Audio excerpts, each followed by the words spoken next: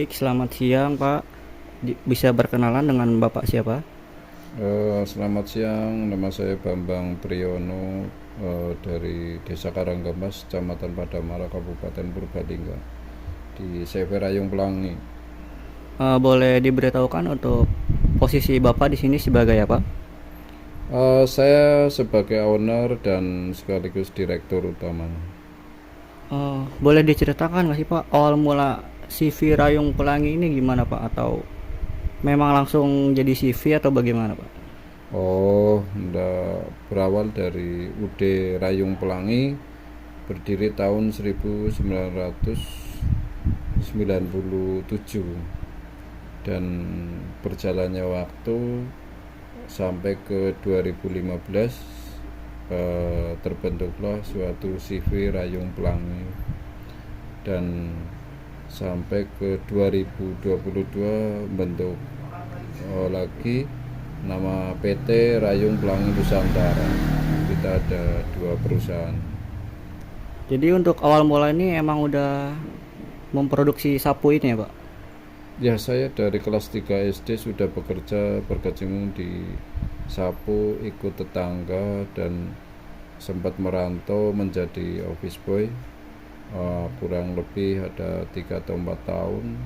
Setelah pulang dari merantau dari kota Bandung, kita punya tabungan sedikit untuk membuka usaha sapu kembali, mandiri gitu. Jadi awal mulanya itu merantau dulu ya Pak untuk mencari modal. Waktu awal mula buka ini sendiri atau langsung merekrut orang Pak? Awalnya sendiri sama adik-adik saya dan kakak, saudara, terutama adalah wilayah lingkungan di masing-masing lingkungan rumah sendirilah gitu. Rekrut masih saudara gitu. Kemudian dengar-dengar ini sudah ekspor ke luar negeri Pak ya. Itu awal mula ekspor itu bagaimana Pak? Oh, alhamdulillah, untuk ekspor produk kami itu dikenal oleh luar negeri atau di mancanegara itu di tahun 2008. Saat itu saya ikut menjadi wirausaha di bidang pemuda pelopor di wirausaha, dan sampai ke tingkat nasional kita menjuarai.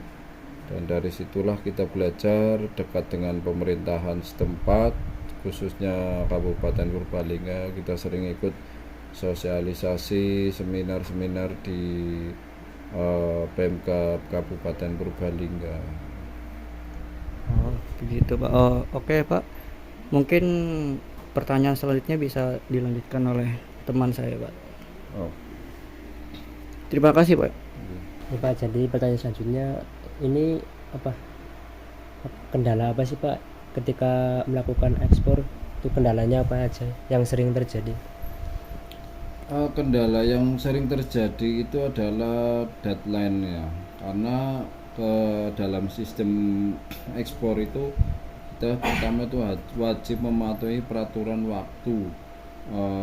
Kenapa seperti itu? Karena kita menggunakan sistem MOU, dan kita bekerja sama dengan MKL, forwarder, pihak pelayaran. Itu mereka deadline-nya itu sangat tepat dan kita harus ikuti. Dan kendala-kendala yang kita hadapi itu kadang-kadang, ya jujur aja, ini kan karena produksinya produksi secara manual. Kita manual, itu kadang ada kendalanya dengan SDM-nya. Sedikit ada kendala, ada kurang sehat gitu kan, terus ada keterlambatan bahan baku gitu. Ada masing-masing kan, satu produk sapi itu berapa ya, kurang lebih ada 7 atau 8 item bahan baku yang harus dipenuhi. Kadang satu bahan baku kurang, ya akhirnya kita terlambat gitu. Ya, untuk meminimalisir kendala-kendala tersebut itu gimana ya Pak? Kita selalu komunikasi dengan buyer. Kita selalu komunikasi dengan buyer bahwa kita ada kendala di A, B, C, D gitu. Jadi alhamdulillah si buyer itu sudah saya kasih tahu bahwa setiap line-nya itu masing-masing line, artinya di bahan baku A, bahan baku B, bahan baku C ini ada keterlambatan si C atau si D. Itu mereka buyer sudah paham dan kita segera mengantisipasi dengan katakanlah kalau untuk masalah tenaga kita diadakan lembur gitu. Pernah nggak sih Pak terjadi kerugian saat melakukan kegiatan ekspor? Sudah pernah mengalami hal-hal kerugian, itu wajar dalam orang bisnis, dalam perusahaan ada bisnis itu ada kerugian yang luar biasa, tapi itu adalah untuk menjadikan motivasi untuk bagi saya sendiri, untuk perusahaan, dan istilah kata itu rezeki yang masih tertunda gitu kan. Itu sudah kita alami ya, bahkan ratusan juta gitu kan, tapi alhamdulillah kita tetap tegar, tetap kuat, kita hadapi dengan ketekunan, keyakinan, percaya sama yang di atas. Kita selalu minta pertolongan, utamanya adalah dari Allah Subhanahu wa taala. Kita utamanya dari situ, kita jalankan sesuai apa yang kita bisa gitu kan. Baik Pak, jadi cukup sekian pertanyaan dari saya, mungkin akan dilanjut oleh teman saya. Terima kasih Pak. Kan sapunya beda-beda, ada yang gagangnya pendek, ada yang panjang. Itu fungsinya untuk gimana? Oh, itu dari beberapa negara itu dia ada suka sistem tradisi gitu kan. Kalau di kita itu kan cenderungnya pakainya panjang. Jadi ada yang model panjang, pendek, itu tradisi, dan masing-masing buyer dia punya keunikannya sendiri. Seperti negara Korea, Jepang gitu kan, tradisinya itu sangat kental sekali gitu. Kalau biasa yang Jepang tuh sering pesen yang gimana?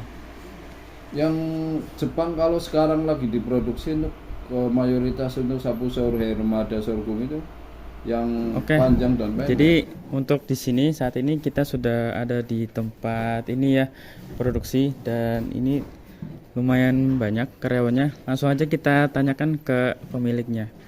Oh ya Pak, untuk pekerja di sini tuh kisaran berapa orang Pak?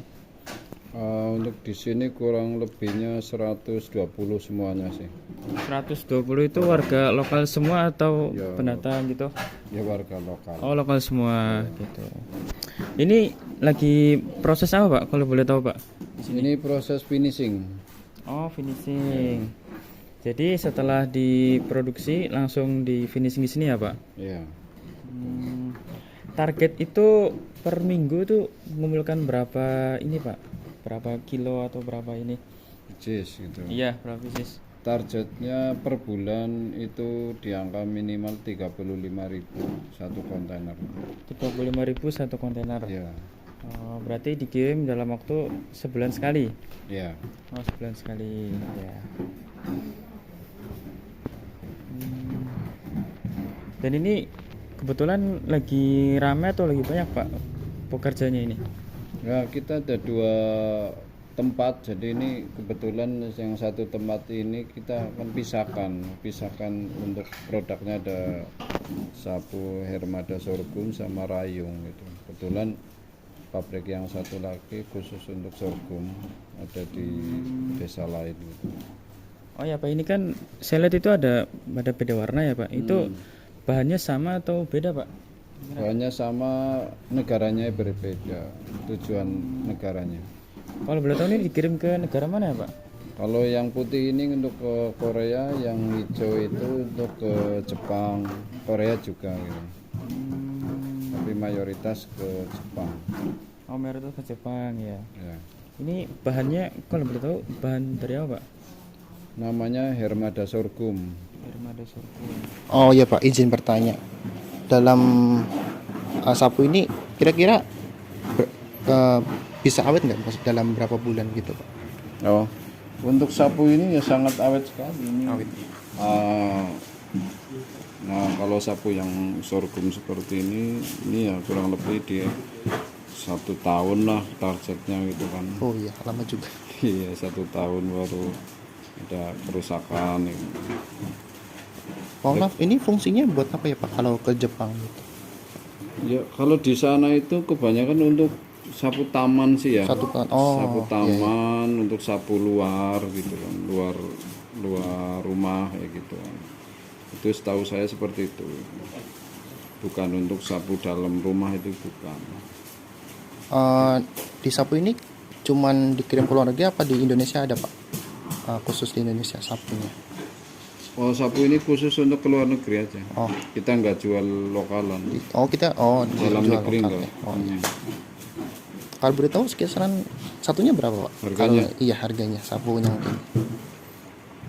Di angka rupiahnya 60.000. 60.000 satunya ya Pak. Iya. Ya mungkin segitu saja dari aku sama Chandra. Ya kembali ke kamera. Icon, man. And my girl about a 10. I should fuck her in the Benz.